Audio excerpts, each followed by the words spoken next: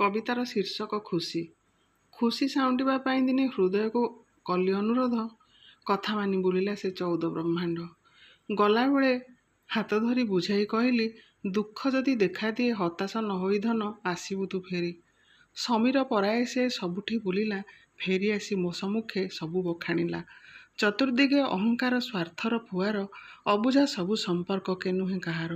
ମନ୍ଦିରରେ ଚାଲେ ଏଠି ପୂଜକ ରାଜୁତି, ମନ୍ଦିରରେ ଚାଲେ ଏଠି ପୂଜକ ରାଜୁତି। ଚତୁର୍ଦିଗେ ହାହାକାର ସମୟକୁ କବଳିତ ଅଦୃଶ୍ୟ ବିପତ୍ତି। ନ୍ୟାୟାଳୟ କିଣାବିକା ନ୍ୟାୟର ମୂରତି, ଆଇନ ତ ଧୃତରାଷ୍ଟ୍ର ହସ୍ତେ ଧରି ଧର୍ମର ନିକିତି। ବିଶ୍ୱାସକୁ ଗ୍ରାସ କରେ ଛଳନା ଲଳନା, ସବୁ ଦେଖି ନିରବିଲି କହିବାକୁ ମନା। ବାସ ନାହିଁ ଦାନା ନାହିଁ, ବାସ ନାହିଁ ଦାନା ନାହିଁ, ଦାନ ମାଝି ମୁଖେ ଐଶ୍ୱର୍ଯ୍ୟ କାହାକୁ ଯୋଗ, ଲଜ୍ଜା ଢାଙ୍କିବାକୁ ଖଣ୍ଡେ ଛିନ୍ନ ବସ୍ତ୍ର ନାହିଁ କାହା ପାଖେ।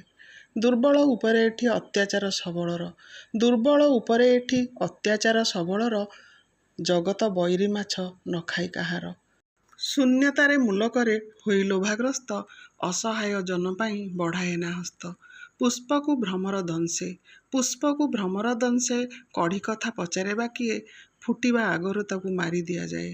ଶ୍ରାବଣରେ ଲାଗେ ନିଆଁ, ଶ୍ରାବଣରେ ଲାଗେ ନିଆଁ, ପବନରେ ଧୂଆଁ, ଧୂଳି ଧୂସରିତ ଏଠି ପରିବେଶ ପରିସ୍ଥିତି ଆଉ ଏ ସାରା ଦୁନିଆ। ମମତାକୁ ଅଣଦେଖା, ମମତାକୁ ଅଣଦେଖା, ଦେହସୁଆ ଏଠି, ସେଥିପାଇଁ ଫେରିଲି ମୁଁ, ମନ ମୋର ଲାଗିନି କେଉଁଠି। ଅଝଟିଆ ଅବୁଝା ସେ ଛୋଟ ଶିଶୁ ପରି, ଦୁନିଆର ରୀତି ଦେଖି କୋମଳ ମୋ ହୃଦୟଟା ଭାଙ୍ଗିରୁଜି ଆସିଲା ତ ଫେରି।